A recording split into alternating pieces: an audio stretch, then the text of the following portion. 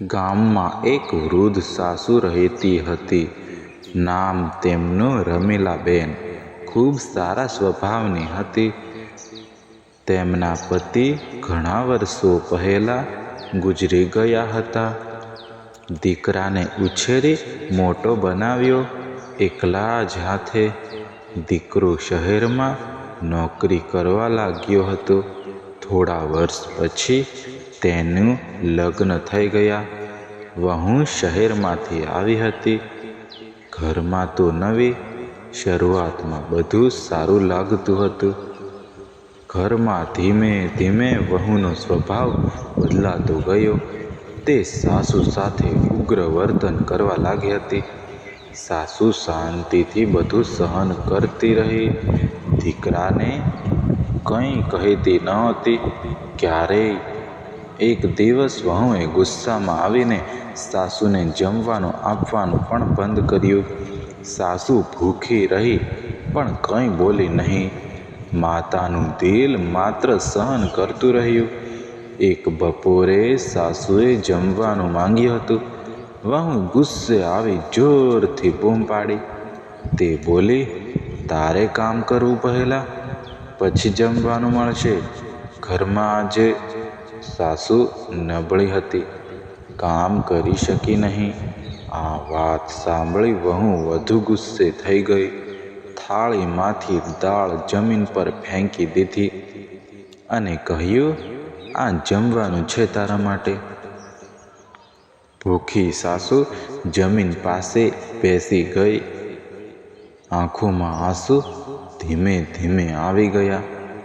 દિલ તૂટી ગયું. છતાં તે શાંત રહી, મૌન રહી. ધીમે ધીમે દાળ જમીન પરથી ચાંટી. આ દ્રશ્ય પાડોશીએ દૂરથી જોઈ લીધું, પણ કોઈ કંઈ બોલવાની હિંમત જ નહીં હતી. સાસુનું અપમાન ખૂબ મોટું થયું હતું, પરંતુ ભગવાન તો બધું જ જોઈ રહ્યા હતા. એ જ સમયે ઘરની બહાર ગાડી આવી.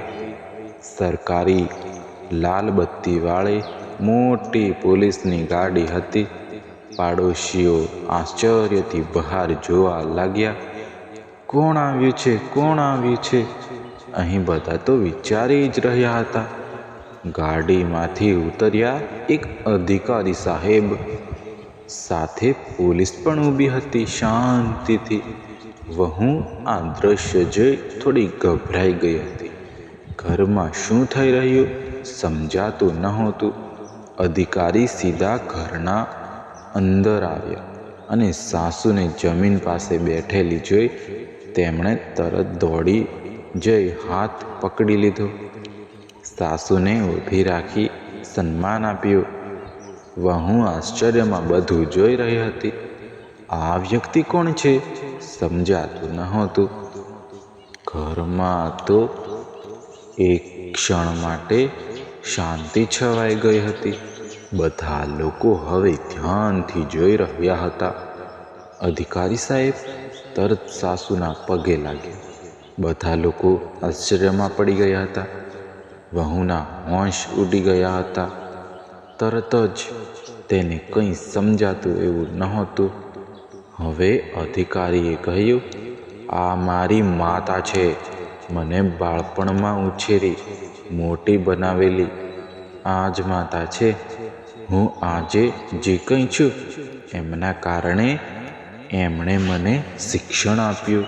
મુશ્કેલીમાં સાસુએ કહ્યું, આ મારો પાલિત દીકરો, જેને મેં રસ્તેથી ઉઠાવી ઉછેર્યો હતો, આજે તે કલેક્ટર બનીને આવ્યો છે.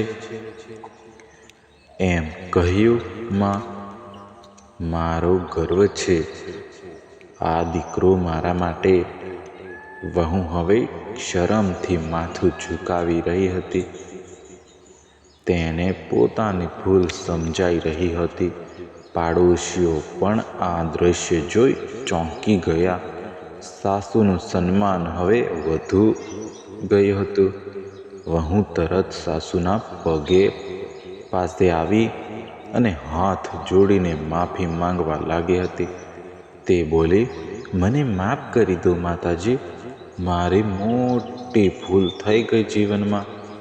સાસુએ શાંતિથી વહુને જોઈ રહી હતી અને સાસુએ કહ્યું, રમીલાબેન કહ્યું, ભૂલ દરેક માણસથી થઈ શકે છે, પણ વૃદ્ધ લોકોનું અપમાન ન કરવું જોઈએ. આ વાત હંમેશા યાદ રાખવી જોઈએ. કલેક્ટર સાહેબ પણ ગંભીર બની ગયા. તેમણે વહુને સમજાવ્યું પ્રેમથી, આજે માતા પિતા ભગવાન સમાન છે, તેમનું અપમાન ક્યારેય ન કરવું જોઈએ. વહુ રડી રહી હતી સતત શરમથી. દીકરો પણ ઘરે આવી ગયો હતો. તેણે પણ આ વાત જાણીને બહુ જ દુઃખી થયું હતું. ઘરમાં ભાવુક માહોલ છવાઈ ગયો હતો. કલેક્ટર સાહેબે સાસુનો હાથ પકડી તેમને સન્માનથી ખુરશી પર બેસાડ્યા. પાડોશીઓ પણ હવે ભેગા થઈ ગયા અને બધાએ સાસુનું સન્માન ધીરે ધીરે શરૂ કર્યું.